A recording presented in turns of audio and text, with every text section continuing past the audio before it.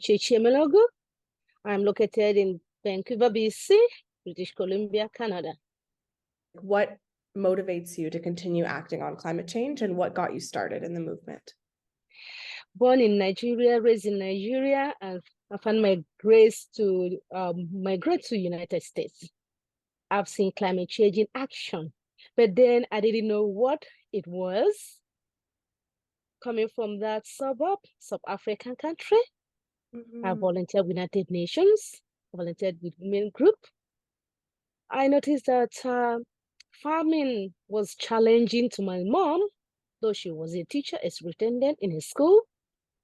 I realized that most problem the local women were facing was drought, not having sufficient rain for their crops to feed their children.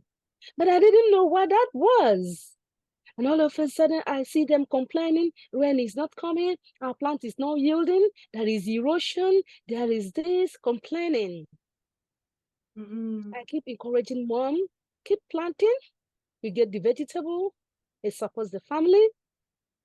When I encourage my mom, don't give up, and I use that opportunity to talk to other women in the community, and I devised a means. I started educating them, but I didn't know what I was doing. Instead of complaining, start bush burning. Cut the grass, let it dry. When rain falls, that grass will turn to the manure you're looking for instead of fertilizer.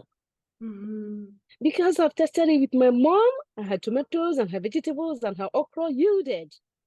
And I used that energy to talk to other women. And then some of them were hesitant to act. Some of them listened to me and they did exactly what I said. And then their vegetables, their crops started yielding. They stopped bush burning. That was how I was able to harness that in my community. I said, okay.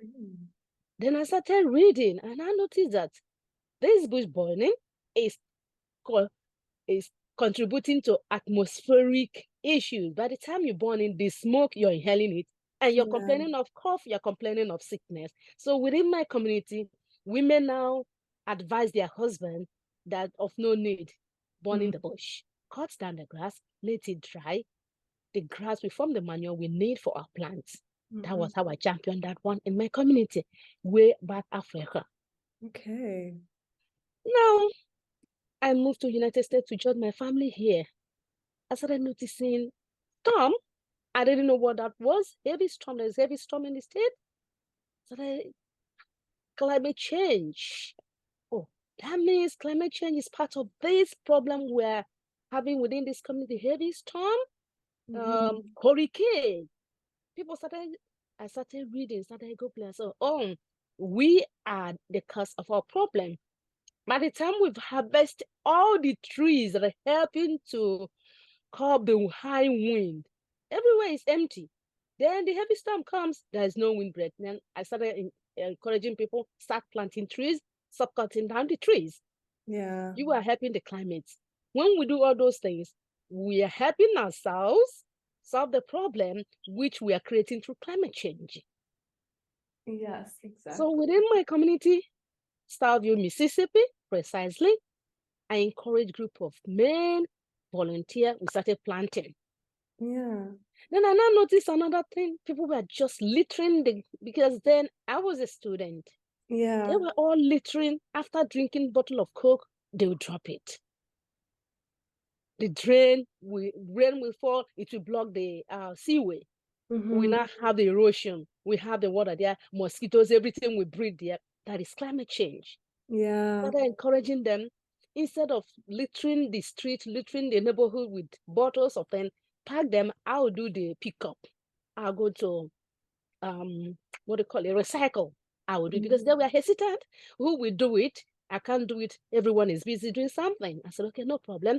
Let me do that. I'll take care of that. That was when I started working on climate change. My husband migrated to Canada as a student. I joined him.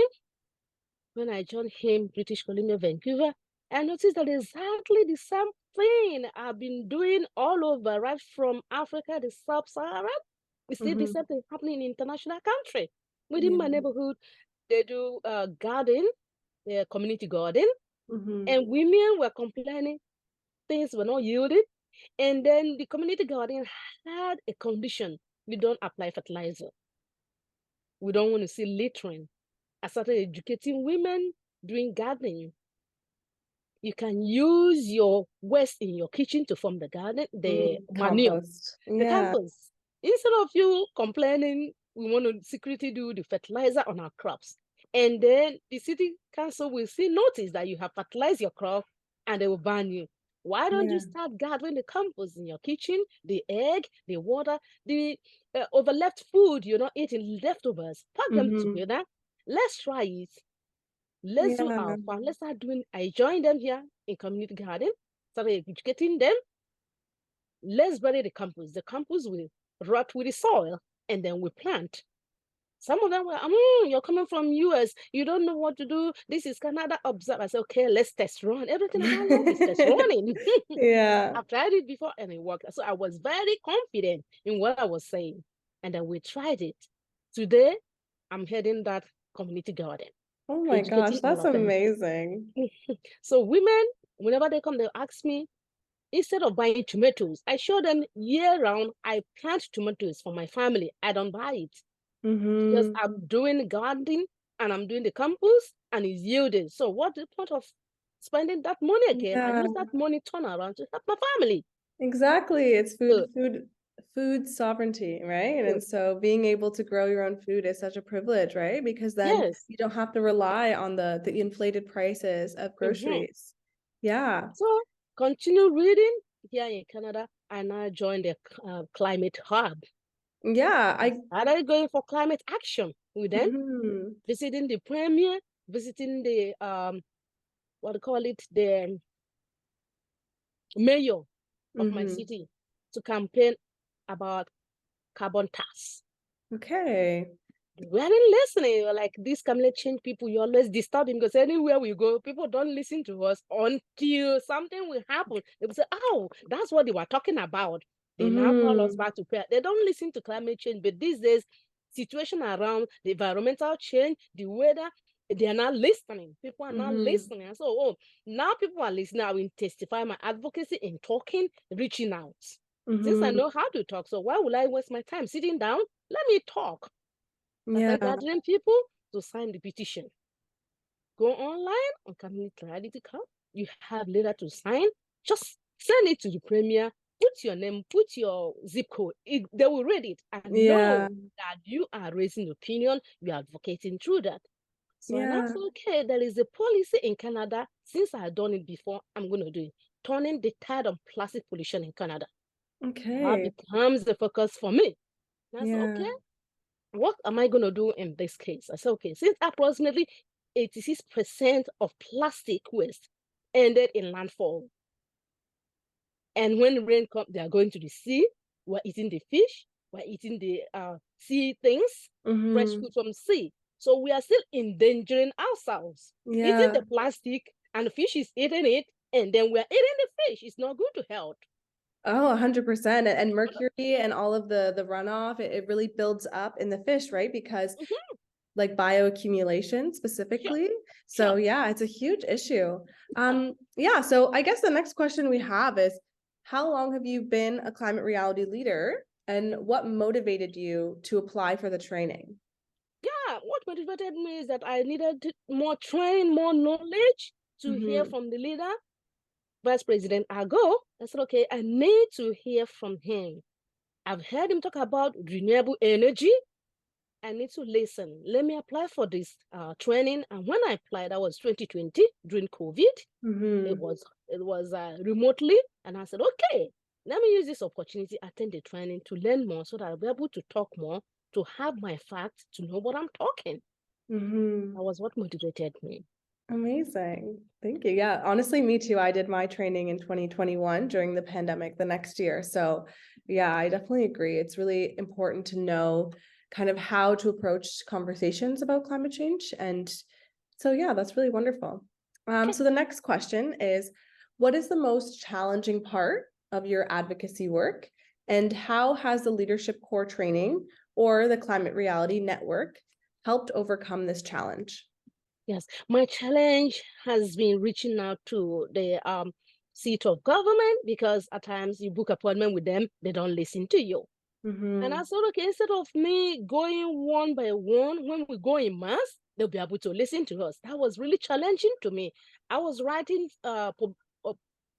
publicizing, writing opinion, publishing articles in newspapers. They were reading it, but then they weren't listening to me. I needed to meet one-on-one, talk to them, hear from them, let them hear from me. Mm-hmm. It was really challenging, and I said, okay, how we overcome it is that I'm not going to run alone. I'm going to form a committee. So at Mm-hmm. least after the climate reality Corp, that Mm-hmm. opened my eyes that it's not a one-man activity. It's Yeah. not a one-man project. You have to go in mass. At least by the time that we see 4 or 5 people, 10, they'll be able to open the office, listen to us. And Yeah. it happened. It happened. So that That's so challenge amazing. of working alone, and that's okay. I become a leader in my neighborhood. Mm-hmm. Most of them, they work. We now need to fracture our time, write these people, get appointments scheduled with them, know when it's convenient, and then deny ourselves maybe 10 minutes or 30 minutes, and then launch there. If transportation is the problem, don't worry, I'll provide the city bus Yeah. there. We will go in mass. So when we started going in mass to talk to these real leaders, the premier, the schools, they'll listen to us. So today we have climate action leaders in schools. GT in Yeah. Cunningham, the school behind my compound. So we always go in there to educate students. That's After that amazing. training, and I look at myself like Vice President Ago. He is a trainer training me. He's using Mm-hmm. his time, using his energy. It's not only training me that I'll come to fish from him. I should Mm-hmm. fish. So I started training. Started Yeah. training people in my community. This is what you should do. So right now I Yeah. have up to five leaders under me. So they always Okay. come, we have meeting together. So that training was a Oh, huge success, a huge eye-opener to me. that's amazing. That's such amazing work that you're doing and advocating for community and showing them that it's okay to be able to train other people. And so you're creating a cascade of people, right? To be able to Sure. take action. And that's Yes. really beautiful. So congratulations on that. That's honestly very inspiring. Thank So you. the last question here is, what is your favorite part of the climate work that you do? And what motivates you to continue? Yeah. The favorite part is the tide on plastic pollution in Canada. Every day we drink all the soft drink. Everyone is using plastic in one way or the other. So I was very happy when the province now come up with a policy that's no more plastic in the shops. We don't use Mm-hmm. plastic again in the shop. I said, good. The climate action is working. They are passing the policy that we are forming. Our campaign, our advocacy is speaking. It may Yeah. not come directly that climate change asks them to do this, but Mm-hmm. because it has become an eye opener to them now that using plastic is constituting a waste in Mm-hmm. the community. Therefore, the policy has come. The stores, they no longer use the plastic. Yeah, use your paper. And we have recycling. Every paper is recycled. Yeah. So that has been a huge success to me. And then again, I know that renewable energy these days, like I'm one of the people, because of emission of fossil fuel, I took my job home. And I work at home, at least I'm contributing to reduce the number of the